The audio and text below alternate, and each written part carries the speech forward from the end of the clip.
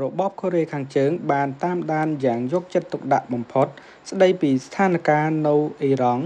ដែលស្ថានីយនុយក្លេអ៊ែរត្រូវបានអ៊ីស្រាអែលនិងសហរដ្ឋអាមេរិកបាញ់ផ្លោងគ្រាប់វាយកម្ទេចកាលពីចុងសប្តាហ៍កន្លងទៅស្ថានភាពនេះបានញ៉ាំងការប្តេជ្ញាចិត្តរបស់របបដឹកនាំកូរ៉េខាងជើងឲ្យកាន់តែខ្លាំងថានឹងបន្តកម្មវិធីផលិតសព្វាវុធនុយក្លេអ៊ែរដើម្បីការពារខ្លួន។ប្រទេសចិនជាទីផ្សារដ៏ធំជាងគេសម្រាប់អឺរ៉ុបក្នុងផ្នែកផលិតផលស្រាប្រភេទខ្លាំងៗដូចជាកូញ៉ាក់ជាដើមច្រើនខែក្នុងជម្លោះពាណិជ្ជកម្មរវាងចិននិងសហភាពអឺរ៉ុបរដ្ឋអំណាចប៉េកាំងបានចាត់វិធានការតឹងរ៉ឹងចំពោះការនាំចូលស្រាខ្លាំងៗរបស់អឺរ៉ុប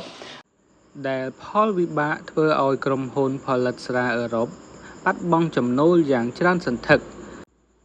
ហេតុនេះហើយទើបគេយល់ឃើញថា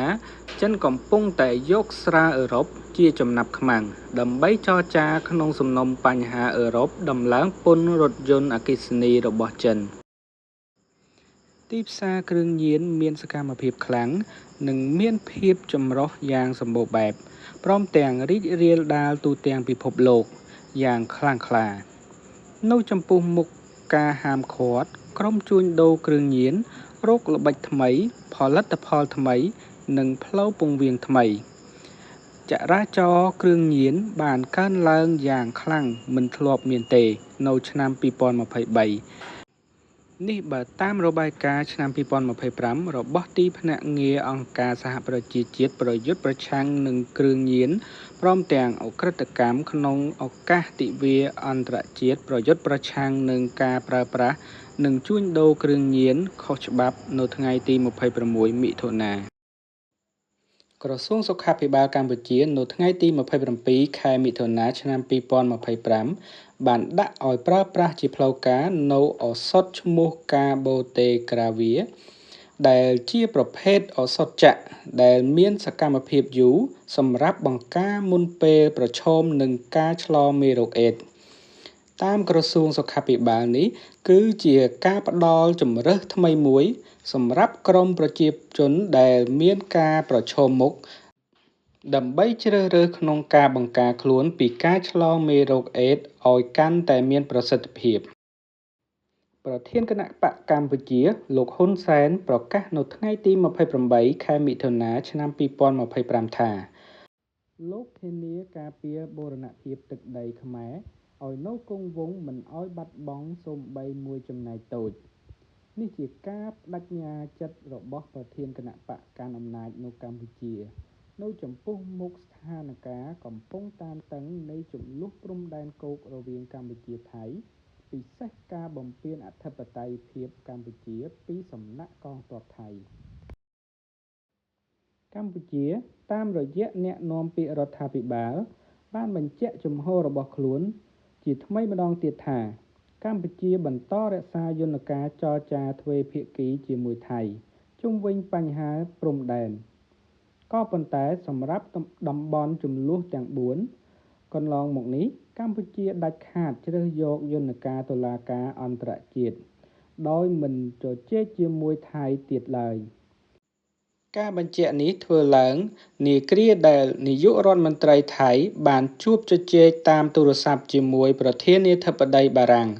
ដោយស្នើឲ្យបារាំងជួយគាំទ្រដល់កិច្ចការចរចាទ្វេភាគីរវាងកម្ពុជាថៃជុំវិញបញ្ហាព្រំដែនក្រសួងការបរទេសកម្ពុជានៅថ្ងៃសៅរ៍ទី28មិថុនាបានឲ្យដឹងថានាយករដ្ឋមន្ត្រីសិង្ហបុរីលោក Lawrence Wong នឹងមកបំពេញទស្សនកិច្ចផ្លូវការនៅកម្ពុជានៅថ្ងៃទី2កក្កដាខាងមុខអ្នកជំនាញកិច្ចការអន្តរជាតិយល់ថាដំណើរទស្សនកិច្ចរបស់នាយករដ្ឋមន្ត្រីសិង្ហបុរីនឹងមានការពិភាក្សាពីទំនាក់ទំនងបន្ថែមលើវិស័យនយោបាយពាណិជ្ជកម្មរវាងកម្ពុជានិងសិង្ហបុរីម្យ៉ាងវិញទៀតការចរចាការទិញប្រេងពីសិង្ហបុរីក៏អាចជាប្រធានបទមួយនៅក្នុងពេលដែលកម្ពុជាបានបញ្ឈប់ការនាំចូលប្រេងពីប្រទេសថៃ ប្រធានព្រឹទ្ធសភាលោកហ៊ុនសែនបានផ្ដួចផ្ដើមគំនិតឲ្យមានវិសោធនកម្មលើរដ្ឋធម្មនុញ្ញដើម្បីដកសញ្ជាតិខ្មែរពីពលរដ្ឋខ្មែរណាម្នាក់ដែលធ្វើសកម្មភាពជាមួយបរទេសមកបំផ្លិចបំផ្លាញប្រយោជន៍ខ្មែរខណៈដែលកម្ពុជាកំពុងមានជម្លោះព្រំដែនជាមួយថៃរដ្ឋធម្មនុញ្ញកម្ពុជាបានកំណត់មិនឲ្យមានការដកហូតសញ្ជាតិខ្មែរពីពលរដ្ឋខ្មែរទេអ្នកជំនាញច្បាប់និងអ្នកនយោបាយជំទាស់យល់ថាទោះបីគណៈបកកាន់អំណាចមានសម្លេងគ្រប់គ្រាន់សម្រាប់ជំរុញវិសោធនកម្មនេះក៏ទង្វើកែប្រែរដ្ឋធម្មនុញ្ញម្ដងទៀតនេះមិនគួរកើតមានទេដោយចាត់ទុកថាការកែប្រែរដ្ឋធម្មនុញ្ញនេះទៀតសោតនឹងធ្វើឲ្យបាត់បង់គុណតម្លៃនៃច្បាប់កម្ពុជារបស់ជាតិមួយនេះពួកគេថាកម្ពុជាមានច្បាប់ប្រឆាំងនឹងជនក្បត់ជាតិរួចហើយហេតុដូចនេះគ្មានហេតុផលណាដែលកម្ពុជាត្រូវធ្វើវិសោធនកម្មលើរដ្ឋធម្មនុញ្ញម្ដងទៀតទេនៅថ្ងៃសៅរ៍ទី28មិថុនា2025នេះក្រុមប្រឆាំងនឹងរដ្ឋាភិបាលថៃរាប់ពាន់នាក់បាននាំគ្នាធ្វើបាតកម្មនៅទីក្រុងបាងកកដើម្បីទាមទារឲ្យនាយករដ្ឋមន្ត្រីចុះចេញពីតំណែងមតិសាធារណៈថៃ